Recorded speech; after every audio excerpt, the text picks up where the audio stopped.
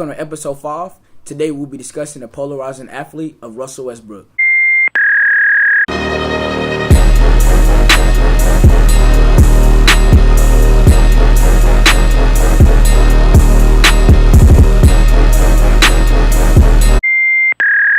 Russel Westbrook is absolutely not a superstar in today's league. A better word or acronym to describe Russel Westbrook is a BHB, a ball-hogging bum. This man definitely has superstar talent, definitely has superstar ability, but I don't think he's maximized on that. And what I mean by that, he's very turnover prone. He's inefficient. He doesn't make, I understand he averages triple-double and he gets 10 assists a game or whatever, but the ball sticks to his hands too much. You know, you as a Celtics fan, you have to appreciate the free-flowing offense that the Celtics run. You know, everybody's touching the ball. Everyone is, doing the equal role, where it's not somebody touching the ball for 15 to 20 seconds. And I think that Russel Westbrook is just, we get caught up in numbers instead of watching what he truly does. And I feel like Russel Westbrook, if he could just get into a rhythm, get into a system, get with a coach that can maximize ability, then he could be a superstar.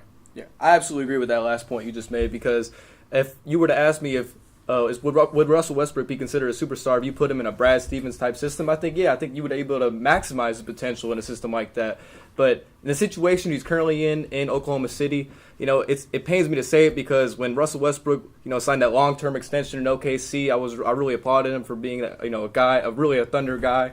But you can average a triple-double back-to-back years, but, getting knocked out of the first round in the playoffs back-to-back seasons, that's not something a superstar does, man. Mm-hmm. You don't expect your superstar player to not show up game in and game out in the fourth quarter, especially in a playoff series when you're getting outplayed by a team led by a cast-off from Minnesota and Ricky Rubio and Donovan Mitchell, a guy who's a rookie. So, Russell Westbrook had all the talent around him, not only when KD was there, but in this year when he had Paul George and Carmelo, and, they just haven't shown. They haven't reached their potential. He's made an NBA Finals. He's dropped 40 in an NBA Finals game. Russell Westbrook has done all the things that you would need to do to be considered a superstar. But in the grand scheme of things, if you were to ask me right now today, do I consider Russell Westbrook a superstar? I would say I'm on the fence about it, just because of the fact that he hasn't shown up and made his teammates better in a time when that's absolutely how you win in the playoffs. You win in the playoffs like with a Brad Stevens system. Right. You have guys that you can spread the ball around. Earlier you said something about Russell Westbrook playing like he's LeBron. Well, it works if you're LeBron, but right. Russell Westbrook is not LeBron James. He's one of the most talented guards this league has ever seen, but that doesn't mean that he's one of the best players of all time like LeBron. So Russell Westbrook is a guy that he deserves a spot in the Hall of Fame one day. He deserves to be on the All-Star team year in and year out in the Western Conference. But, until he can really lead his team to a championship, what I consider a superstar is a team can build their franchise around and win a title. Mm-hmm. Until he does that, it's hard to put him in that next level category when you have guys like KD and LeBron and such. Yeah, I mean, I would definitely agree. I said he has superstar ability.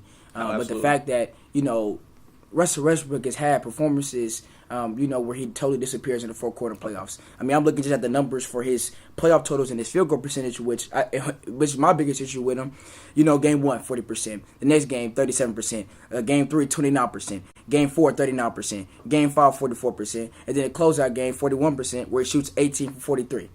Game 6, he shoots 17 for 39. As a point guard, I prefer point guards that get their teammates involved. You get a triple-double, all these assists, right?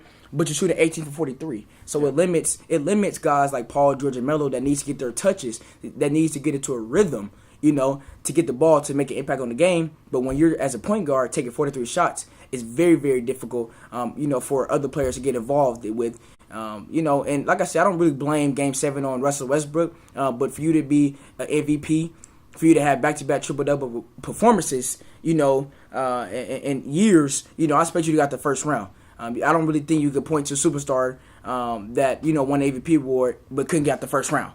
And you lose to a team that best player was a rookie. Like I said, I got currently Russell Westbrook ranked as the 15th best player in the league. I don't know about that, but I see your points. I mean, you got Paul George on your team. How does he not get in the ball? Especially in a crucial game where your season's on the line.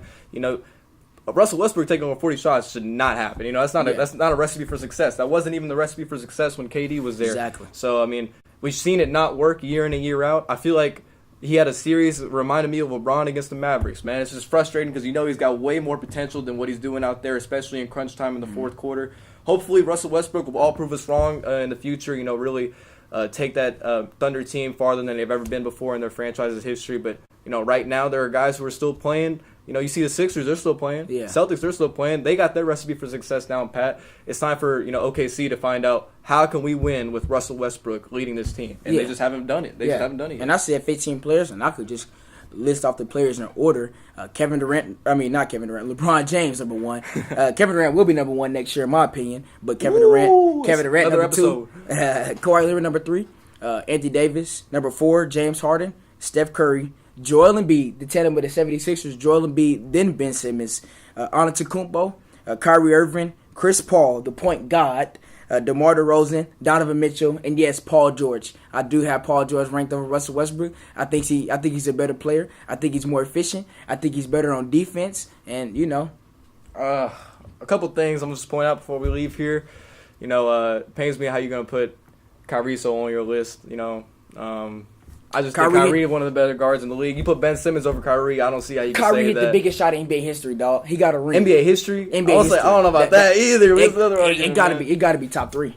Oh, it got to be top three. Yeah, especially in our lifetimes. Yeah, he averaged over 30 points per game in the finals. True. When it matters, he's definitely the biggest clutch. One of the biggest. No, I'm saying that. So, why you have Kyrie? Why you have Ben Simmons over Kyrie? He's a rookie, man. How you gonna put a rookie over a guy who's proven himself? Benny, that guy. Okay, he's a 16. Oh, he's that guy. He's that guy. He's that guy. He's that guy. Oh, so wait a minute. Who's the rookie of the year?